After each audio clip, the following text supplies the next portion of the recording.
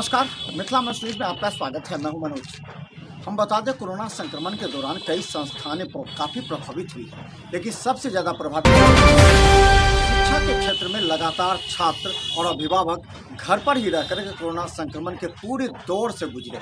और जहां एक तरफ छात्रों और अभिभावकों में एक मानसिक तनाव भी देखने को मिला क्योंकि छात्र सही से पढ़े, वहीं दूसरी तरफ कई शैक्षिक संस्थान स्कूल भी काफ़ी प्रभावित हुए। हमारे साथ आज लिटिल एंजल हाई स्कूल के निर्देशक हैं हमारे साथ उमर अली खान जी। उमर जी, आपका स्वागत है। Thank you. अच्छा उमर जी, ये बताइए कि कोरोना संक्रमण के दौरान सभी संस्थानें गुजरी, आप भी काफ़ी ज़्यादा परेशान हुए होंगे, काफ़ी ज़्यादा अनुभव हुआ होगा, तो कोरोना संक्रमण को लेकर के कैसा अनुभव रहा आपका? हमारी ज़िंदगी का बहुत अच्छा एक तजुर्बा रहा कि कैसे अकेले ज़िंदगी बिताई जाए, ये सीखा हम लोगों ने। और बच्चे तो बहुत परेशान, गार्जियन बहुत परेशान, हम सब लोग परेशान।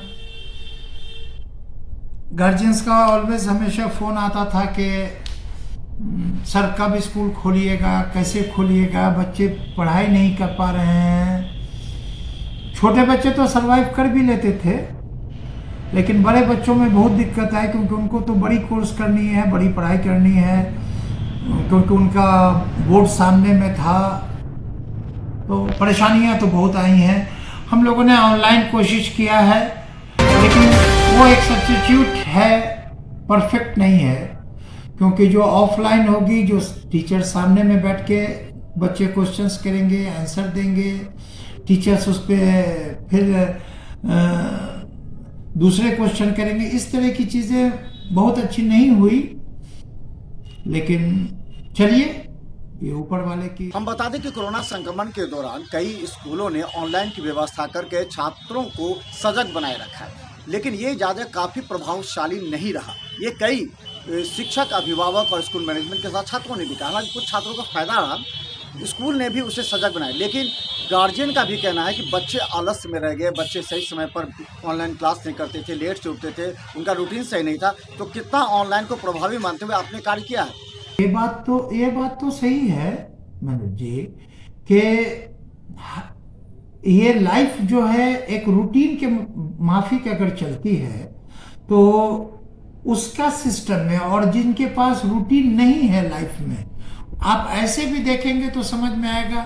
बच्चों की एक रूटीन होती थी, सुबह उठना है, ये करना है, फिर स्कूल भागना है, ड्रेस पहनना है, फिर स्कूल जाना है, कभी ड्राइंग क्लास है, कभी म्यूजिक क्लास है, कभी गेम है, थोड़ा उनका भी इंटरटेन लेना है, टीचर से मिलना है, टीचर से पढ़ना है, एक अलग तरह का सिचुएशन होता था।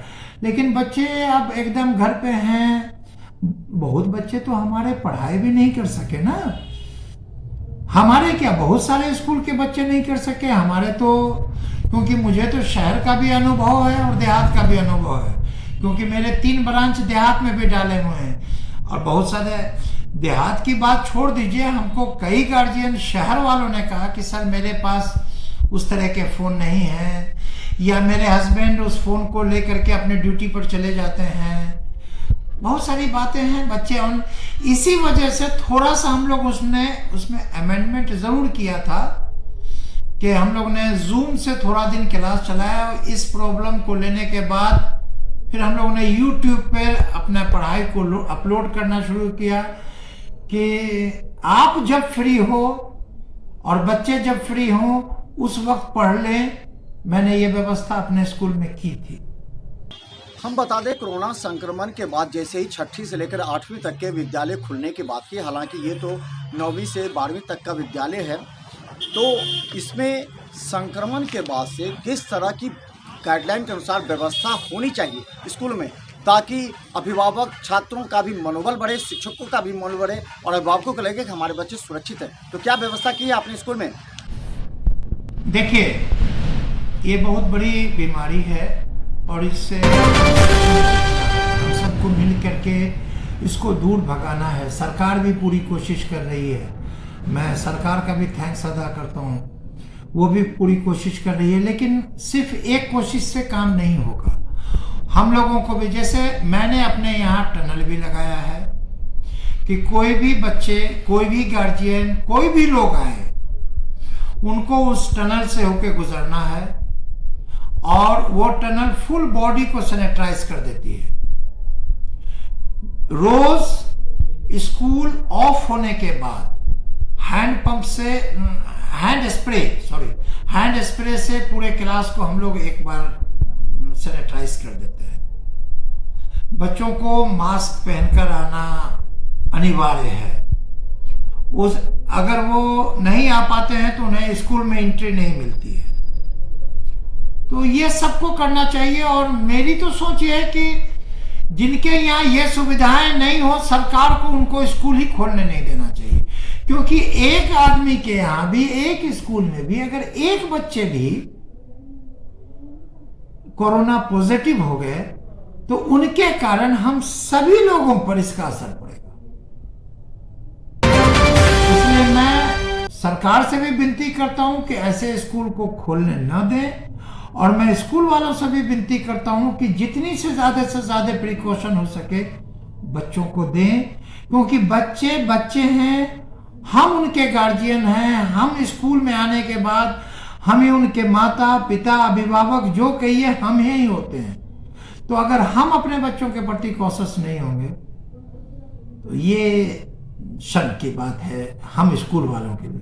बता दें कि कई स्कूल में अब ये हो गया है सिस्टम, जो कि होना नहीं चाहिए, कि बिना एसएलसी के एडमिशन लिए जा रहे हैं। कई अभिभावक जिनके पास काफ़ी बकाया है वो स्कूल छोड़ करके दूसरे स्कूल में जा रहे हैं। तो उमर जी, ये बताइए ये सिस्टम क्या सही है, और ऐसे अभिभावकों को आप किस तरह मानते हैं, और स्कूल मैनेजमेंट को क्या कहना चाहते हैं? क्या बिना एसएलसी के एडमिशन संभव है? अभिभावक ये कर रहे हैं, मेरे हिसाब से गलत कर रहे हैं। और जैसे मैंने अपने यहाँ का रूल रखा है, मेरे यहाँ का क्या कि जो भी सीबीएसई स्कूल है बिना टीसी के वो एडमिशन ले नहीं सकते। हमारे यहाँ एडमिशन होगा नहीं। दूसरी बात, जो हमने अपने टीचर्स की मीटिंग की, अपने सीनियर टीचर्स की मीटिंग की, क्योंकि मैं नवंबर तक अपने टीचर्स को हाफ सैलरी पर, वो नर्सरी से लेकर के 12 तक के टीचर को हाफ सैलरी पे लेके चल रहा हूं। और मैंने भी, मेरी नोटिस भी है, हमारे अभिभावक से भी संपर्क कर लें, आप पता चलेगा। हमारे टीचर से भी आप संपर्क करें। मैंने 50% अभिभावक से भी लिया है और 50% टीचर्स को भी दिया है। उसके बाद भी उनको सुविधा दी है कि अगर वो 50% भी आपको अगर अभी पे नहीं कर सकते हैं तो उसको आप इंस्टॉलमेंट में बांध दें, कि आप भी जीजिए और हमको भी जीने दीजिए। तो हम बता दें, हमारे साथ लिटिल एंजल हाई स्कूल के निर्देशक है उमर अली खान जी। अपने लगातार कोरोना काल में अपने शिक्षक छात्रों के साथ पूरी तरह समन्वय बनाकर कार्य किया। लेकिन अब सवाल ये है कि नया एडमिशन